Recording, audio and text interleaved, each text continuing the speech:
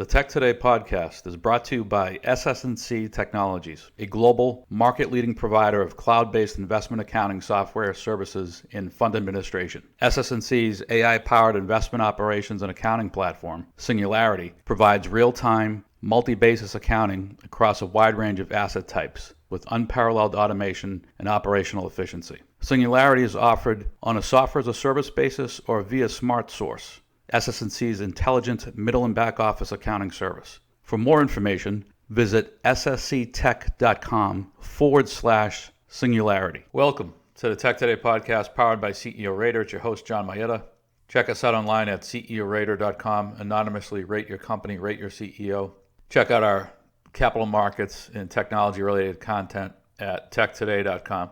And the topic today, we just published an article, is around the federal government taking a hard look at M&A deals and how that scrutiny combined with high corporate debt is going to crimp innovation. It's going to be an innovation tax, if you will. Innovation is going to slow in the tech sector, and there's going to be a substantial opportunity cost associated with that. And so if you recall, several weeks ago, the Trump administration said they're going to take a hard look at M&A activity as it relates to the largest platform technology companies. And today it was reported that they're also looking at Visa's acquisition of Plaid and a number of other fintech deals, MasterCard, and there were a couple of other fintech companies mentioned. So in the Obama administration, they took a hard look at M&A. They really ramped up the level of M&A scrutiny. I lived through it. And now the Trump administration is turning it up a notch. And so if you're Google, Amazon, Facebook, and the federal government's looking at you through the antitrust lens, and they're scrutinizing M&A as a result, that is a wet blanket on M&A, a wet blanket on innovation. Having the Department of Justice, the FTC review deals more closely is going to slow deal closures. And frankly, it's just going to make companies less willing to engage in M&A. There are some CEOs who just don't view M&A as a core element of their growth strategy, and those CEOs are just going to be completely turned off now to even look at M&A opportunistically. And then you'll have CEOs who do view M&A as a core lever in their growth strategy, just be less likely to engage.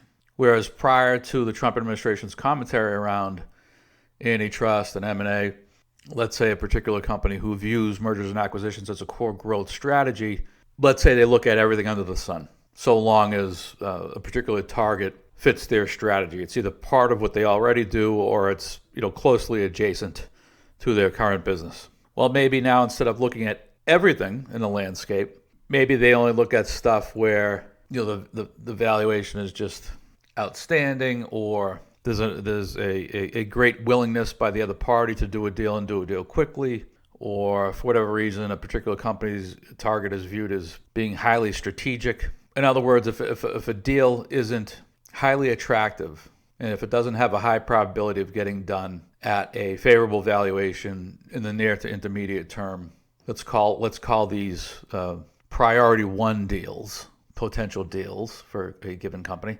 If a target company doesn't fit that priority one profile, then the acquirer is just going to be less likely to engage. Maybe they don't engage at all with a particular target, or maybe their willingness to engage isn't as, they don't have the same sense of urgency for a priority 2 or a priority 3 target, and therefore it's just, to schedule that initial meeting, there's not the same sense of urgency. To figure out a potential valuation and send out an LOI, maybe there's not the same sense of urgency. This could manifest itself in a whole bunch of different ways.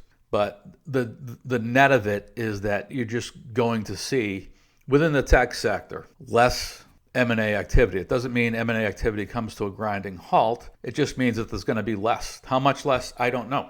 That's why I say it's an opportunity cost. It's difficult to define what exactly this is going to look like. But I could tell you that CEOs and corp dev teams are just going to focus on those deals that are a high priority. Not that they weren't focused on those deals in the past, but they'll be even more focused on those high priority, high probability deals. And so net, I think that just means you see less M&A activity at the margin. Certainly for those companies that are in the government's crosshairs, the large platform tech companies, but also for some of the smaller, large cap, mid cap, and even small cap technology companies. And where I think this really causes problems, it's with if you're a technology company, it could be a mid cap, could be a large cap, and you have significant debt on the balance sheet. Granted, debt's at low rates, and even if some of it is variable rate, interest rate's going to be low for the next several years anyway. But let's just say you as is the case with most or with many companies, including technology companies, you're highly levered. You have a dividend commitment. You have a share repurchase program, and you also do a little bit of M&A. Well, now there's going to be less M&A activity. So if you're a company that historically has relied on M&A for growth, that strategic lever is now less attractive. So I think how this manifests itself is you'll see more share repurchase activity. Because if a given company typically does not have a history of driving substantial organic revenue growth, and they rely heavily on M&A because product development is just not a core competency. Well, if you ratchet down that M&A lever, if that becomes less of a factor now, it's a less valuable tool. Then you've got to find some other way to compensate and give shareholders something. And I think the easy thing, because we already have a long history of it, would be to execute more share buyback activities. Just ramp that up that much more. So if you're going to lose maybe whatever the number is, X dollars of revenue from M&A over the next 5 years, maybe you compensate by ramping up your share repurchase activity. So we'll see how it plays out. That's all for now. See you next time.